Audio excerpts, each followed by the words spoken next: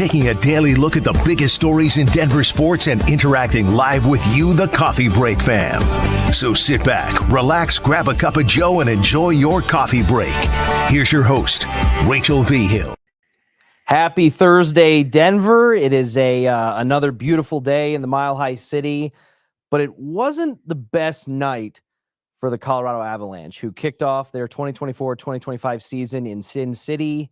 And I think it's fair to say they wish it could have gone better. And so to dissect all of that, I have the one and only James Merilatt in with me today. James, how are you, man? I'm good, Richie. I'm better than Georgie. Yeah. Today. So it was the Avs and the Golden Knights have had some pretty strong, pretty entertaining performances and matchups against each other the last handful of years. But last night was one I think that Jared Bednar and his crew would like to have back. They get drubbed 8-4. Georgie gets pulled in the first game. Justus Annunen doesn't really provide much relief, although he's in a little bit of a tough spot. Give me your overall 10,000-foot thoughts on the game. Well, I mean, first of all, it's game one of 82. Mm-hmm. Let's temper it. Mm-hmm. It just looked like a team that wasn't ready to go, right? Like, Georgie obviously wasn't good. Defensively in front of them, they weren't good. Like, you don't give up 8 goals as a team just because your goaltender had a bad night, like, or goaltenders had bad nights. It was just ugly all around. It looked like a team that, I don't know when they got to Vegas, but they looked like, I'd been there for 3 nights and I was dragging. That's kind of how that team played. I'm not accusing them of that. I'm just saying that was the vibe to it. But my overall 10,000-foot view is, are we going to be worrying about this again all year long? It feels like we've had the same conversation about Georgiev for 2 years. It just goes on and on and on. And here we go in game one. He opens Pandora's box to bring this topic up again. If it had been game 4, right? You have 3 good games and then you have this one happen. It's not the same thing, but to have it happen in game 1, just sort of like, here we go again. That was my initial reaction. Yeah, no, I agree with you. I was talking with Jake Shapiro about some of this yesterday, and I brought up the roller coaster goaltending experience. And I don't know. I mean, obviously, like you said, it's just game 1 of 82, but I give a little bit of slight pushback on those who say that about the NBA and the NHL, for the record, because they play 82 regular season games. It's a marathon, not a sprint. But it doesn't mean that when you see things in game 1 of 82 that you were worried about going into the season, that have a proven track record and history of being bugaboos, and you see that, I don't think you can just wipe that away as like, it's game 1 of 82. We're not going to overreaction Thursday, because these aren't new issues. And so does that not raise some level of concern about them not looking better, at least in the first instance we get to look at it? Yeah, I think that's totally fair, right? Like, it's a marathon, not a sprint. Got it. But if you trip and fall in the first mile of the marathon, it ain't good. Yeah. So I think that's a valid point. I don't think you can just brush it under the rug. Yeah. Panic button time? No, but you're right. And that was my initial reaction too, of like, really? Here we go again. Yep. It's an issue they haven't addressed. It continues to be one. It just feels like. And listen, I understand that the Avs are without 3 major contributors to start the season again for all a litany of different reasons with each one of them.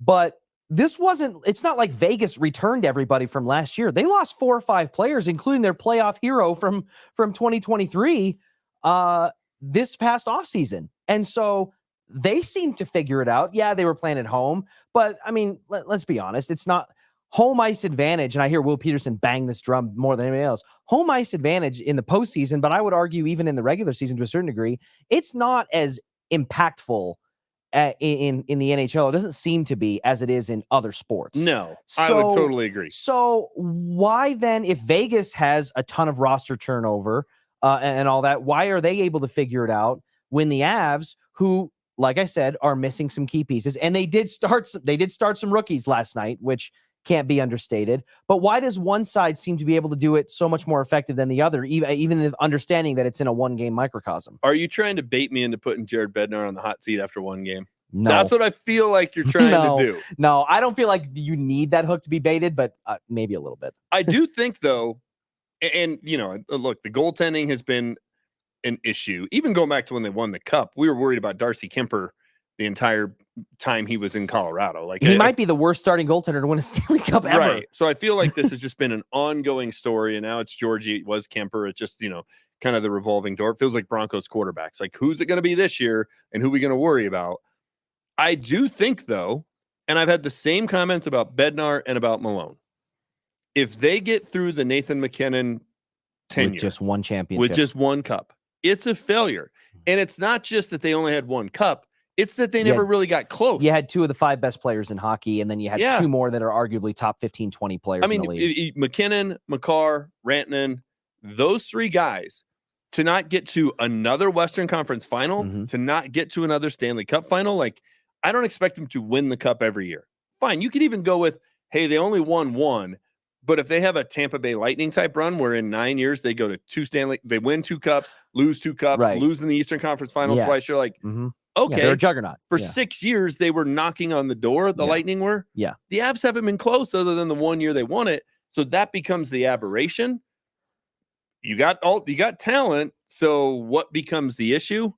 I think it's the same exact conversation we have at the Nuggets. Traditionally speaking, when a star player has a hat trick in a game, I don't have the statistics on it, and I don't have the bandwidth or the brain power to go back and do that kind of research. I would love to know how many times that a team has a player, let alone a star player, just a player score a hat trick and then they lose by 4 goals.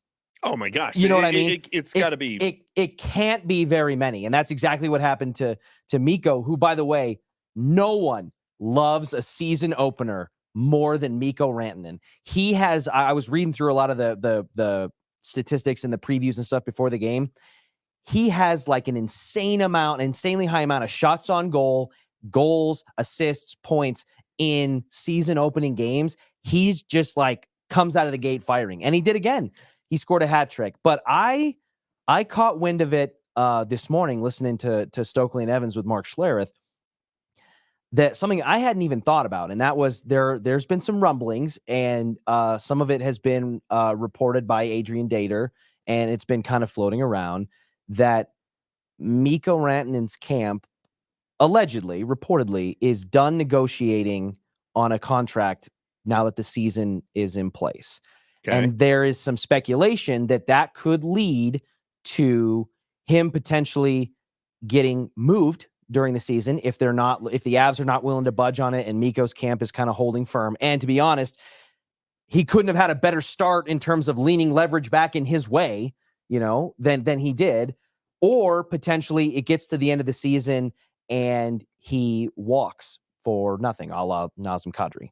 Look, right? if they've cut off negotiations, then if you're the Avs, you have to look at it and say that's too big a gamble. I mean, Dikembe Mutombo passed away last week. One of the biggest blunders the Nuggets ever made was letting that guy walk for nothing. He went and signed with the Atlanta Hawks. They didn't get squat. They could have traded him the year before. They could have given him a new contract. The worst case scenario was an all-star, a Hall of Fame center leaves and you get nothing in return. The Avs can't put themselves in that position. Now, shame on them that this isn't done. Yeah. Right? Like, I get why Rantanen's group is going, nope, we're done. Okay, but you never should have let it get here. Right. And for the Avs to have that happen is, to me, just inexcusable. It just feels like, and this is me panicking, and I always tell everybody, I wake up, my panic meter's at a 6 when I wake up. Yeah. So, like, that's just how I'm wired. It does sort of feel like we're watching this all kind of unravel in real time. Starting to chip away a little bit. Bit. It's the Val thing 2 years in a row. It's now Rantanen. They can't solve the goaltender issue.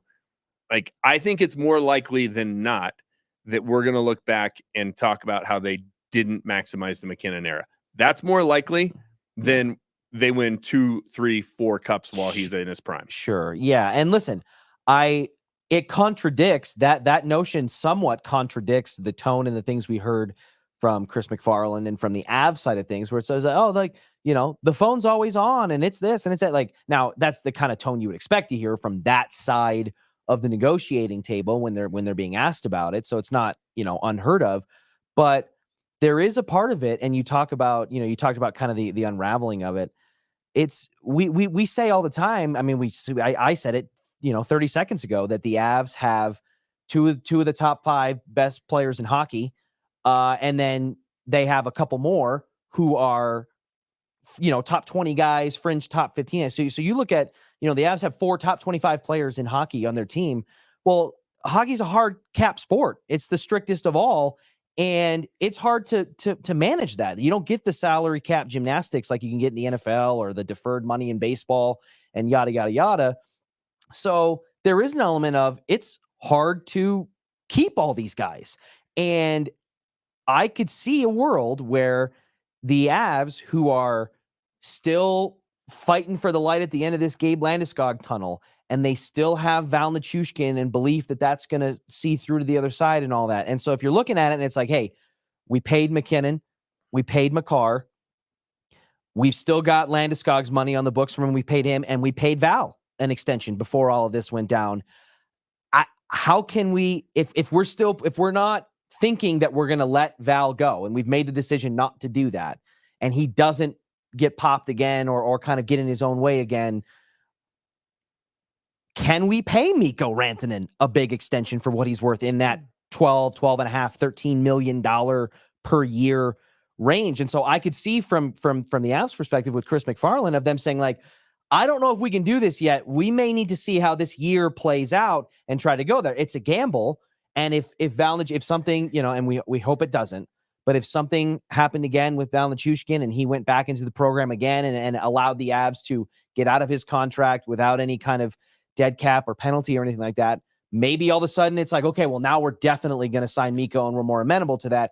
Is that maybe why they're waiting or why they're holding their feet? Maybe. I'm just not going to let Chris McFarland, Joe Sakic, the Cronkies off the hook with the you can't pay everybody excuse. Mm-hmm. You're not wrong, right? Like theoretically, just the math doesn't add up. Yeah. And you could get yourself in a position like everybody accuses the Rockies of being cheap. Maybe they are now, but pre-COVID, they spend money. It's just all in the wrong places. Right. And they were always really top heavy. Like you could look at their payroll and they'd be like 11th in baseball. Not bad for considering their market size, but it was all tied up in Nolan, 2-0, Blackman is like 3 or 4 guys. And the median, like the middle guy was making league minimum. So more than half the roster was making league minimum because they were so top heavy. Could the Avs get themselves in that kind of position? Potentially. But I'd still rather have the stars and fill in the rest of the roster with guys than use that $12 million on 4 guys making $3 million. I was going to say, well, that is kind of the secret, right? If you're going to go top heavy and you're going to pay that, you got to get cheap rookies or league minimum players. And that was the secret sizzle. And Jake and I brought this up yesterday. That was the secret sizzle in the year of the Cup run was every single move that McFarland and company made at the deadline. Every player they brought in had a memorable postseason goal or moment that helped them get there. And it was like, they had some during the regular season post deadline, but in the playoffs, in the dance, every single one of them, overtime game winner, game tying goal, total momentum shifting, all that stuff. And it didn't have to come from McKinnon or Makar or Rantanen and I mean, it did plenty. Well, Val. you look at when they lost to Seattle in the first round, the only guys who scored were McKinnon, Makar, and Rantanen. That was it. Yeah. Nobody else really did anything. And so, like the magical run, it was the Darren Helms of the world, right? Exactly. Like just all of a sudden having this huge goal to, I think that was in St. Louis to win a game right before they would have had to go to overtime. Moments like that. But if you've got stars like that on your roster, they should, if you play alongside Nathan McKinnon, you should look better than you are. It should elevate your game because he gets so much attention from the opposing team. That's to me, that's why you spend the money on the stars is it elevates everybody rather than, hey, let's go get 4 middle of the road guys. Fun. I mean, who go buy your middle of the road guy jersey. No, thank you. No. I'm out on that. Give me the stars. I'm seeing a lot of comments here in the chat from Michael and others about the Avs need a new goalie, right? And I don't disagree, but I think there's some nuance and some layers to that conversation. I kind of jokingly dubbed this, the Avs goalie experience for the last couple of years, the Curious Georgie. It's the curious case of Alexander Georgiev because he has moments throughout the season where he looks like the diamond in the rough, the guy that you took that was stuck behind Shesterkin, who was playing out of his mind, and you plucked him and you found, and it's like, wow, okay, wait a second. This could be something. Then he has some moments where it's the complete other end of the spectrum, like, we saw a little bit of last night. And then there's a lot of just kind of middle wishy-washy where it's like, if the Avs didn't score as well, if they didn't have as much scoring success, we would have worried about it more. But they lose a game where they gave up 4 goals. They win a game 6-4 or 6-5, and you're like, okay, but that was still not. I don't know. And Vegas as a microcosm in Georgiev's prior to last night, in Georgiev's last 3 starts against Vegas prior to last night, he was 1-1-1. In one game, he gave up 8 goals and got shelled. In another game, he gave up 4 goals, and I believe they lost in overtime. And in the other game, he shut him out at home. And it was just like, you want to talk about all ends of the spectrum. And so to Michael and to the others in the comments, would the Avs benefit from having a more consistent, better goaltender? Absolutely. But I don't think we can just, and I think this gets scapegoated. I think the Avs last night and through a lot of parts of last season did not play very good defense in front of the goal. They did not. Look, this is a team. I mean, if they had Shesterkin, they would. Yeah. I mean, they'd be by far the favorites to win the cup, right? Like, you can't be great at every position. You can't spend money at every spot. Yeah. Now, I don't think goaltenders where you want to necessarily go cheap, but sure. I think they had a creative way to try to solve that issue. But this is a team that's built to win 4-3, 5-4. Mm-hmm. They're not built to win 2-1 games. They're not Tampa, right? So they just have to be adequate in front of him, and he has to be adequate between the pipes. That's it. He doesn't have to stand on his head. Mm-hmm. Offensively, they did their part yesterday, mostly Mikko, but they scored 4 goals. Like, that should be enough. Casey Middlestat got in on the action. That should be enough. It certainly shouldn't lose by 4. By 4. That's what I'm saying. How many teams have a player score a hat trick and lose by 4 goals? But I mean, on he just can't be terrible, and they were terrible last night. Does Georgie need to be better glove side? Yeah, he had a couple that got through that. It's like, you got to make those saves as an NHL goalie on a championship contending team. You got to make those saves. But one of the goals before he gets pulled, he's getting screened by his own guy in Josh Manson. Can't see anything. Is that all his fault? No. The defensemen in front of him have to know where they're positioned so they don't leave their guy high and dry. As he gets all the credit in the world for me. I think he's the best hockey player in the world. Screw Connor McDavid. McKinnon gave up on a couple of those. He stopped skating on a couple of those bad plays, and that's not acceptable. And I think he would say the same thing posthumously because nobody's harder on him than him most of the time. But I do think that Georgie needs to be better. And the Avs would definitely have a different outlook as a team if they had a more consistent person between the pipes. But it's not just that. No. The defense, and I think they get let off the hook because goalie in this town has been an easy scapegoat. They didn't give up 8 soft goals last night. Yeah. Right? Like, right. A couple of them were. Yeah. A couple of them were like, hey, man, you got to make that save. Sure.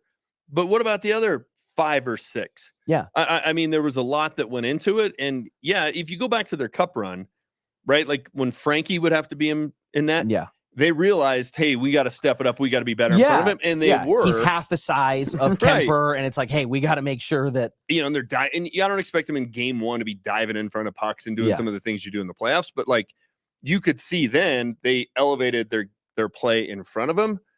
They don't have to be that way 82 times a year in front of Georgie, but you got to be better than you were last night. Can't let them off the hook for that. It was a disappointing start, not just that they lost, but how they lost. And to go back to what we talked about at the beginning, 1 game in, we're already having the same darn conversation. I feel like we've had really for like 5 years with multiple goals. And that's why I say to the people who are like, it's game 1 of 82, don't overreact. It's like, I don't think it's overreacting to say, hey, this was bad and it's bad and more of the same. Yeah. You know what I mean? It's one thing to be bad. It's another thing to be bad and stagnant. You know what I mean? Like, so if hypothetically, if the Nuggets had a problem with free throw shooting and they lose their opener by 4 because they missed 10 free throws, we would be saying, is it an overreaction to say, hey, the free throw shooting still sucks? Yeah, exactly. It's like the problem that has plagued them is still there. just because it's only one game doesn't mean you just ignore it. You bring up the Nuggets, and I was going to ask you this question too, because I've talked about it throughout the week here as well, leading into last night's game. With the game 1 of 82 philosophy, right?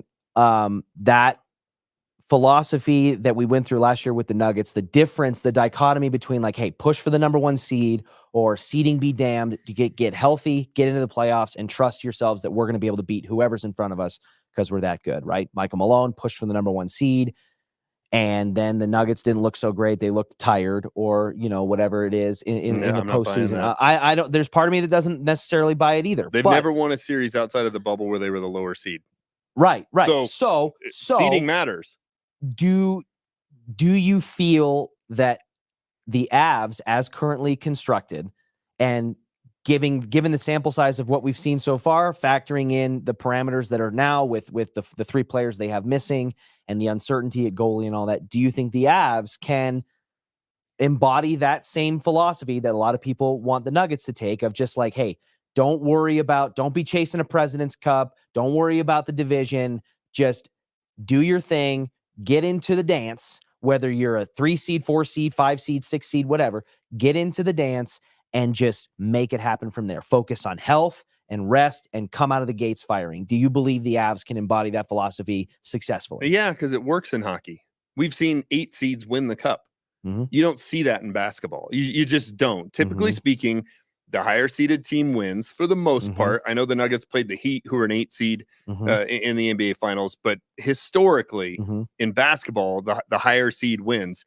Historically with the Nuggets, they've never won where they had to go on the road as a lower seed and won a series ever. Can the Avs go steal one of the first 2 games in a series in Minnesota or Dallas? I mean, I'm old enough to remember when the 8 seed Avs beat the 1 seed Calgary Flames. Right. So like it could definitely happen. I think it's more important for the Avs to worry about being 100% healthy heading into the postseason, because this 16W grind of the Stanley Cup playoffs. Yeah, the Nuggets. Listen, they didn't make the NBA Finals last year because they lost to San Antonio in the second to last game and blew the 1 seed. They're in the NBA Finals if they're not having to play Minnesota in the second round. I brought that up yesterday. I think that was the linchpin in the entire thing. If they had beaten San Antonio, they don't have to lose a tiebreaker for the number 1 seed. They get that side of the bracket. I think they handled New Orleans painfully. I think that they're better than Dallas, and I think that Oklahoma City runs through a Minnesota meat grinder and maybe beats them or maybe doesn't. But at a minimum, you're not facing the team that was constructed specifically to beat you by the architect, Tim Connolly, until the conference finals. And you worry about it then. Well, and the whole they were tired thing. Listen, first of all, I don't buy that. These guys fly charter. They stay at the Ritz-Carlton. Nope. No excuse. None. Go play 82 games. I mean, Wilt Chamberlain used to play 4 games in 5 nights and they'd fly commercial. Like, I just don't want to hear it. But the other part of it is that Laker series, even though it only went 5 games. Yeah. It was an ugly, tough. 2 of them were like buzzer beaters. Yeah, no, it took Jamal Murray heroics. Right. That took a lot out of them. Whereas they would have had New Orleans in the first round had they been the 1 seed. That's a cakewalk, probable sweep. You got starters sitting on the bench the whole 4th quarter. That was the problem, is the Lakers series took a lot out of them. I agree with you that I think it's that philosophy of just focus on your health. Don't worry about the seeding. Just play who's in front of you and make sure you're ready to go. I think it's better suited for hockey than it is for basketball. And I agree with your logic there. The only slight concern that I have is I think that the Avs can't sneak up on anybody anymore. So the concept of being the lower seed and you catch a team off guard or whatever it is, I think the Avs get everybody's best game in the postseason, no matter what. Nobody's like, oh, they're a 7 seed this year. They're washed. It's like, nope, that's Nathan McKinnon and Cale Makar and Mikko Rantanen and potentially Val Nichushkin and Gabe Landeskog. So I don't know that it's just like you slip into the playoffs as a middle tier seed or a low seed and you end up playing the number 1 seed and you catch them off guard and it's like, I don't know. The only time you'll get that is game 1 of the first round. Yeah. Right. We're like, oh, they're the 7 seed, they're the 8 seed. They're not what they used to be. Popped. And then, they punch you in the mouth. If they win in the first round and you get to the second round, nobody's going to be like, they were an 8 seed. It's like, they just beat the 1 seed. Like, You're only sneaking up on teams one time, and it's game one on the road in the first round. That's it.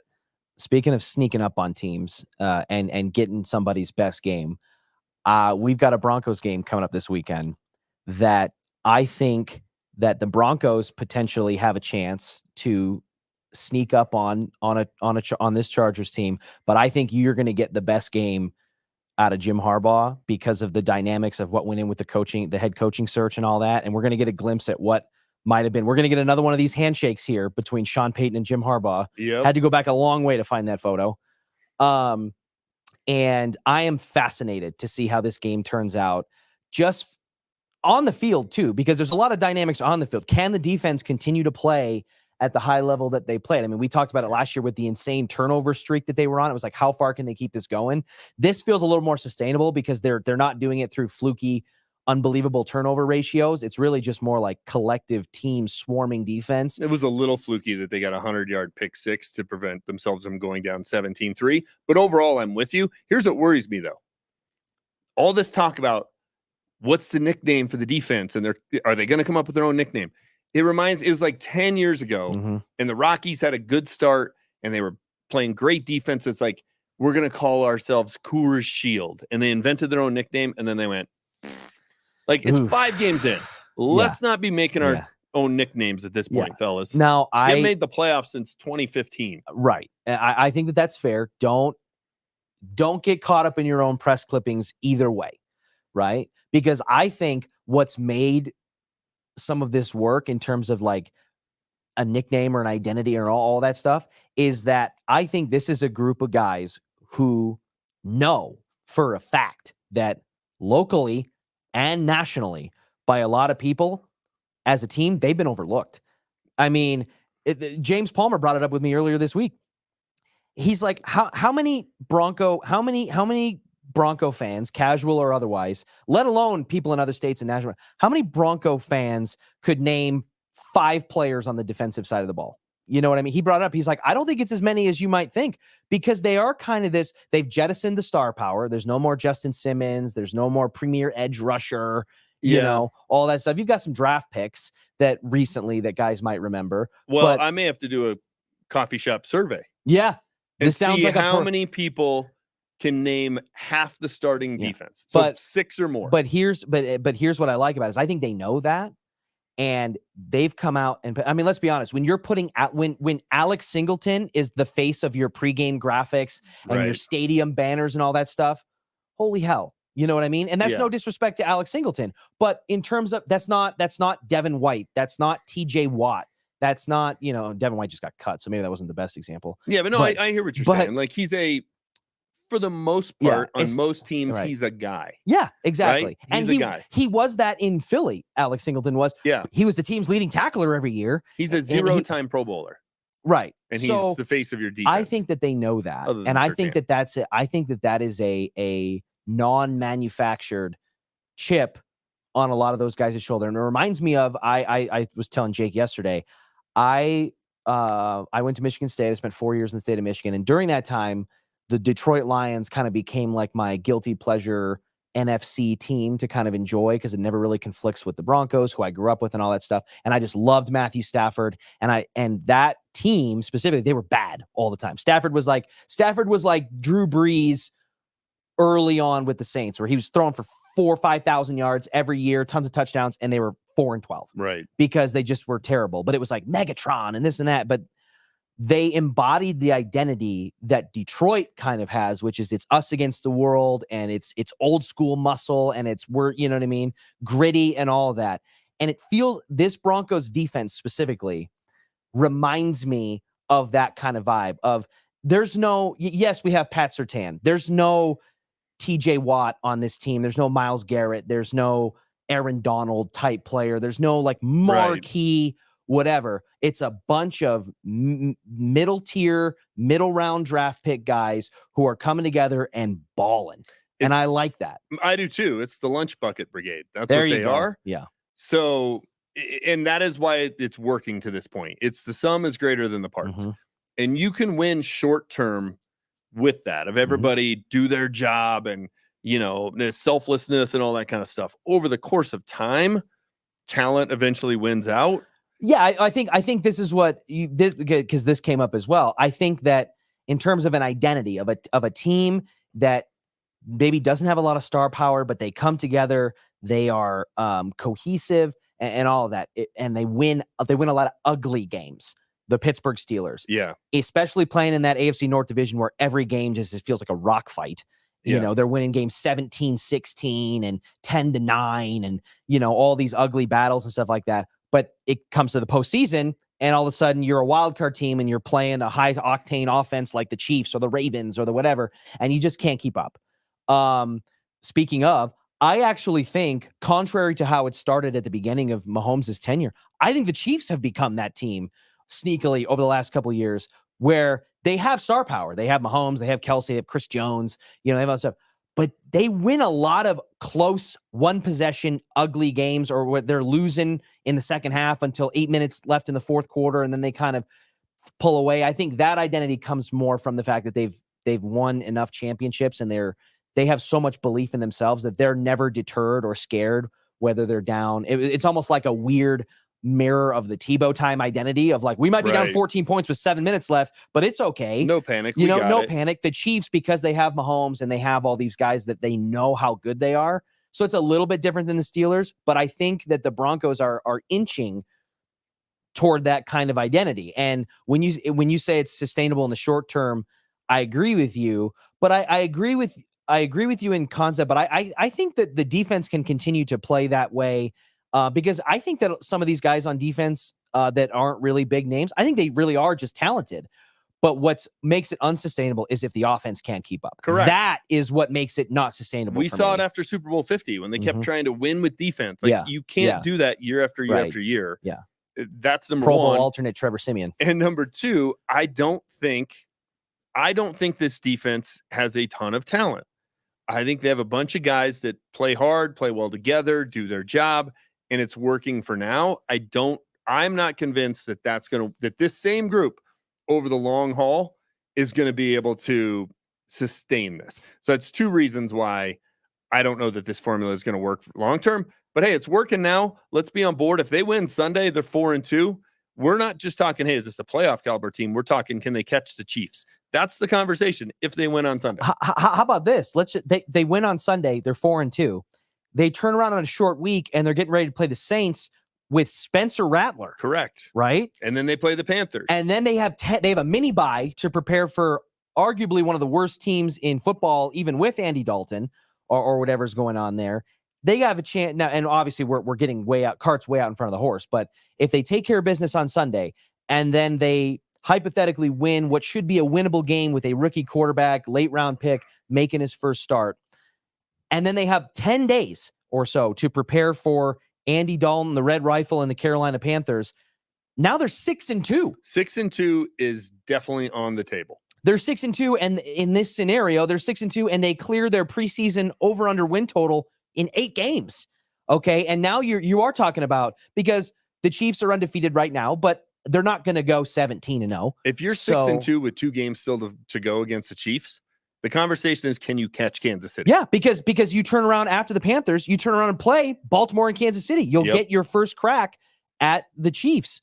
And let's just say, hypothetically speaking, they lose both of those games. They get shelled by the new look Ravens, and the streak starts over again, and they lose to Kansas City. You're 6-4, and your next couple of games are Atlanta, who's been playing all right, but the Kirk Cousins experience, as much as I love him, Michigan State, is a little bit of a roller coaster. Yeah. And then you've got the Browns, who may still be playing Deshaun Watson, which would be better for us, or it might be Jameis Winston or Dorian Thompson-Robinson. And, so you've got 2 more potentially winnable games on the backside. This game, especially because the Chargers are 1 game behind the Broncos in the division, and they're kind of right there in the wild card AFC seedings as well. This is a massive game in a sneaky way, that if they take care of business, it opens up a lot of doors, in the same way that we're talking about if CU finds a way to beat Kansas State this weekend. Hello, path to the Big 12 title, and thus college football playoff and all of that. There's massive implications here. And I think added on to all of that, in the theater that is the NFL, we have the concept of what might have been with Jim Harbaugh on the other side. And I've heard the discourse going on this morning and all week about some fascinating hypotheticals. What might have been like if Jim Harbaugh, if Michigan wins the national championship last year before they just did, is Harbaugh satisfied and jettisoned? Yes. Which would mean that the reason he went back primarily had less to do with the Broncos as an organization and the situation here, and more about, I've got a good team here and I've got one more crack at this. Yeah. And McCarthy's going to be gone after that and all that. And like, I want to go back and do it. Right? He's a Michigan alum. He had unfinished business. Like he had, back when he wouldn't take the job, it was all, he doesn't like the roster. He doesn't like Russ. He doesn't want any part of that. Like that was not it. Had they won a national title, he takes the Broncos job. Russ stays. They have success. So because that was many other things. That was the other thing of Jim Harbaugh, and I'll give credit to Stokely for putting this out there. Sean Payton's kind of surly, kind of cocky, kind of, driving around in a sushi restaurant, chewing on the inside of his lip because he's stressed about all this stuff. Jim Harbaugh's like Mr. Quirky freaking positivity. He's like, khaki pants and this and that, and who's got it better than us and goofy videos. And, he's kind of like a dork.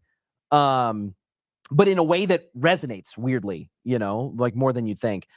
If he comes here, I agree with what Stokely had said earlier today.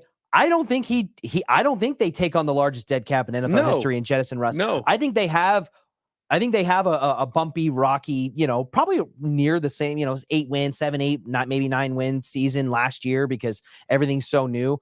And I think he keeps Russ and he says, I think we can make this work. And whether it does or not, who knows? But you're talking about a massive fork in the trajectory of, without a doubt, of the Broncos. Now, some people might say, hey, he might be tempted to go get his guy, JJ McCarthy, if he was head coach of an NFL team and the situation was not what he preferred it to be at quarterback. They obviously didn't do that in LA because they have Justin Herbert and there's no reason to do that. But that would be the only wrench you could possibly throw, is he loves JJ so much. He just finished coaching him in college for a handful of years. Does he maybe still move on from Russ and go get his guy that he knows and loves so much? It is a grand hypothetical. Mm-hmm. It's fun to think about what could have been the butterfly effect of Michigan losing the national title that year, and then what could have gone a different direction. I think Jim Harbaugh would have been the better choice for a lot of reasons. Well, I think it's fair to speculate that he was their number one choice. He may have been the number one choice. D'Amico was number 2. They settled for number 3, and we'll see how that pans out. We will see how it pans out. We're only a few days away. And as we discussed, there is a sneaky lot amount on the line with this Chargers game for the outlook of the Broncos season and how much it changes with each game they continue to win. This would be 4 in a row for the divisional standings, which factors into wild card if they keep themselves in that kind of position and beyond. Because to be honest with you, if they are a wild card contending team, it changes the way you approach this next offseason. If you're not a playoff team and you're kind of inching your way, that impacts your free agency decisions. It impacts your drafting decisions, all of that. If you sneak in at 9-8 or 10-7 as a wild card team, you become buyers almost. Well, it also impacts trade deadline. Right. They could be 6-2 when the trade deadline approaches. That if you're not a buyer at 6-2, right. You're looking for stuff. That's a disservice to the fan base who's been waiting nearly a decade. That's a disservice to all the guys in that locker room who put you in that position. You have to be a buyer. And your rebuild timeline totally changes at that point. Is it 1 year? Is it 2 years? Is it, whatever? So this 3-game win streak that the Broncos have found a way to put together after 2 ugly starts that a lot of people thought they should have and could have and would have won prior to the season has completely turned the dynamic for this season on its head, and it's fascinating to watch. So we will be here with all of it. Thank you all for rocking with us, and we'll see you tomorrow. Get back to work, everybody.